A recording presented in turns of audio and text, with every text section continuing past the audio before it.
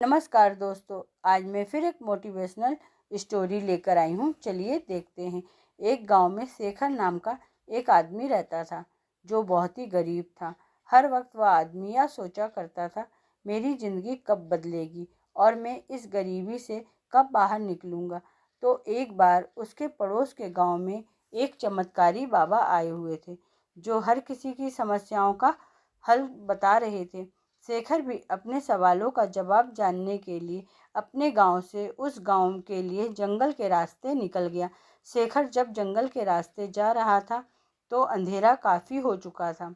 उसे जंगल में एक आलीशान घर दिखाई दिया। शेखर ने वहां रात बिताने के लिए उस घर के मालिक से पूछा, क्या मैं आपके यहाँ रुक सकता हूँ? उस घर के मालिक ने कहा, ठीक है, तुम यहाँ रुक सकते हो, पर तुम उस गांव में किससे मिलने जा रहे हो, यह तो बताओ। शेखर ने कहा, मैं एक चमत्कारी बाबा से मिलने जा रहा हूँ, उनसे अपने सवालों का जवाब जानना चाहता हूँ। यह सुनने के बाद घर के मालिक ने शेखर से कहा कि तुम उन बाबा से मेरा भी एक सवाल पूछना। मेरी बेटी 25 साल की हो गई है और वह गूंगी है। बाबा से पूछना कि वह कब बोलना शुरू करेगी। उस आदमी ने कहा, ठीक है, और हाँ कहकर सुबह वहाँ से निकल गया। चलते चलते उसे रास्ते में एक बूढ़ी जादूगरनी मिली। उसके हाथ में एक जादू की छड़ी थी। उस जादूगरनी ने शेखर से पूछा, बेटा तुम कहाँ जा रहे हो? शेखर ने जवाब दिया, मैं एक चमत्कारी बाबा से अपने सवालों का जवाब पूछने जा रहा हूँ। बूढ़ी जादूगरनी ने कहा कि तुम उन बाबा से मेरा भी एक सवाल पूछना, मैं स्वर्ग कब जाऊँगी? तो शेखर ने हाँ कहकर वहाँ से चल दिया। थोड़ी दूर जाने के बाद शेखर को एक बड़ा कछुआ दिखाई दिया जो ड्रैगन बनने की कोशिश कर रहा था। उसने शेखर को देखा और पूछा, तुम कहाँ जा रहे हो? शेखर ने उससे भी कहा, मैं एक चमत्कारी बाबा से मिलने जा रहा हूँ जिनसे मैं अपने सवालों का जवाब पूछूंगा। तो कछुए ने कहा, तुम मेरा भी एक सवाल पूछना कि मैं ड्रैगन कब बनूंगा। शेखर ने कहा हाँ कहकर चल दिया। जब शेखर बाबा के पास पहुंचा तो बाबा ने शेखर से कहा कि तुम मुझसे कोई 3 ही सवाल पूछ सकते हो। अब शेखर सोच में पड़ गया, मैं अपना सवाल पूछूं या उन 3 लोगों का सवाल। यह सोचकर शेखर ने सोचा कि मैं तो गरीब था, गरीबी से बाहर निकलूंगा या तो छोटी सी प्रॉब्लम है, मैं उन तीनों के ही सवाल पूछ लेता हूँ। शेखर ने कछुए का सवाल बाबा से पूछा तो उन्होंने कहा, जब वह कछुआ अपने कवच से बाहर निकलेगा तब वह ड्रैगन बन जाएगा। फिर शेखर ने उस बूढ़ी जादूगरनी का सवाल पूछा।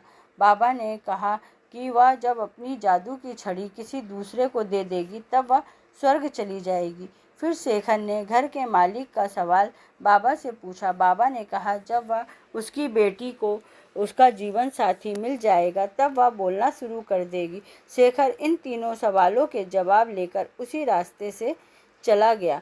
जब वह कछुए से मिला तो कछुए को अपना कवच छोड़ने को कहा।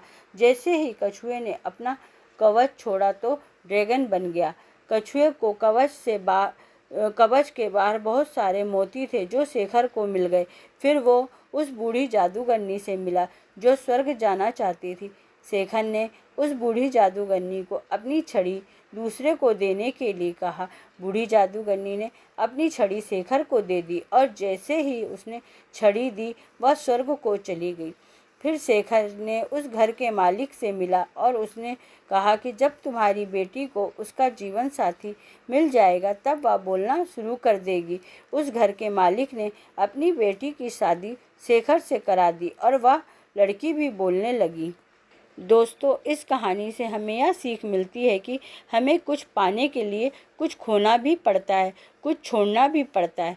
जैसे उस कछुए को अपना कवच छोड़ना पड़ा और ड्रैगन बन गया, और उस बूढ़ी जादूगरनी को अपनी छड़ी छोड़नी पड़ी और वह स्वर्ग चली गई, और उस मालिक को अपनी बेटी की शादी करानी पड़ी। इस कहानी से सबको कुछ ना कुछ मिल गया, लेकिन सबसे ज़्यादा शेखर को मिला जो बहुत गरीब था, क्योंकि उसी ने सबसे बड़ा समझौता किया। शेखर इतने दूर अपने सवालों का जवाब पूछने गया था, लेकिन उसने अपने सवाल का जवाब पूछने से पहले उसने दूसरों के सवाल पूछे और उन तीनों के सवाल को पूछकर शेखर ने सबसे बड़ा त्याग किया, सबसे बड़ा समझौता किया। याद रखिए, इसीलिए अगर आपको मेरी कहानी पसंद आई तो मेरे चैनल को सब्सक्राइब करिए, लाइक करिए, कमेंट्स करिए। धन्यवाद।